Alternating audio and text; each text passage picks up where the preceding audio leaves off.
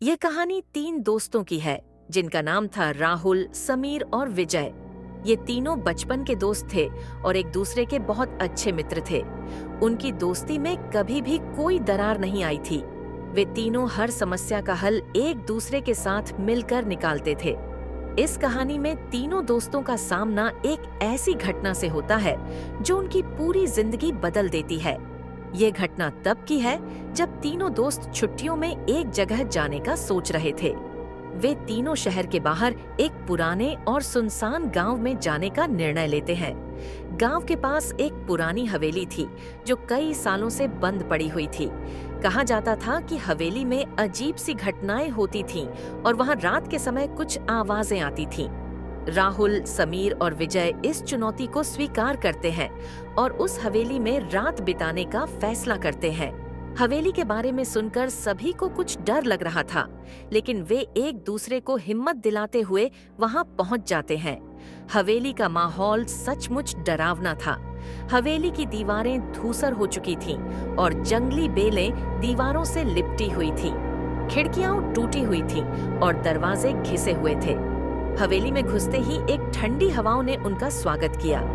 तीनों ने एक दूसरे को देखकर कहा, कुछ नहीं होगा, बस एक रात की बात है। अंदर जाकर वे एक बड़े से कमरे में बैठ गए। कमरे का इंटीरियर्स पुराना था और दीवारों पर कई अजीब चित्र बने हुए थे। कमरे में अजीब सी गंध आ रही थी, जैसे कई सालों से यहाँ सफाई नहीं हुई हो। विजय ने चुटकी ली, लगे रहो, डरने की कोई बात नहीं है। लेकिन समीर और राहुल को कुछ अजीब सा महसूस हो रहा था। रात का वक्त हो चुका था और हवेली में अजीब सी खामोशी थी। अचानक एक दरवाजे के पीछे से कुछ हलचल की आवाजें आईं। राहुल ने डरते हुए कहा, तुम दोनों ने सुनी? समीर और विजय दोनों ने एक दूसरे को देखा और फिर कहने लगे, यह बस हवा की आवाज होगी। वो तीनों सोने की कोशिश करने लगे, लेकिन हवेली में एक अजीब सी खामोशी थी जो बहुत ही डरावनी थी।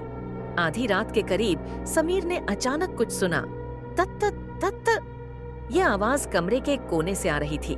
समीर और राहुल डर से बौखला गए, लेकिन विजय ने कहा, तुम लोग डरते हो, मैं देखता हूँ क्या है।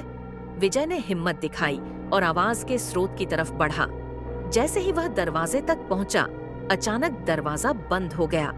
विजय ने जोर से दरवाजा खोलने की कोशिश की, लेकिन दरवाजा जैसे जाम हो गया था। राहुल और समीर चिल्लाते हुए विजय की मदद करने दौड़े, लेकिन उस दरवाजे का कुछ नहीं हुआ। फिर अचानक कमरे का सारा बिजली का प्रकाश चला गया और कमरे में अंधेरा छा गया। तीनों की सांसें रुक सी गईं। अंधेरे में अचानक एक कटी फटी और खौफनाक आवाज आई, तुम लोग यहाँ क्यों आए हो? ये आवाज किसी इंसान की नहीं, बल्कि किसी अदृश्य शक्ति की थी। तीनों दोस्तों के शरीर में सिहरन दौड़ गई। समीर और राहुल ने डर के मारे एक दूसरे को पकड़ लिया।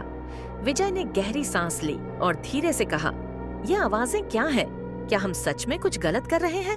अचानक हवा में अजीब सी हलचल हुई और कमरे में चारों ओर एक हंसी की गूंज सुनाई दी। ये हंसी इतनी खौफनाक थी कि वे तीनों कांपने लगे। फिर अंधेरे में एक आकृति दिखाई दी।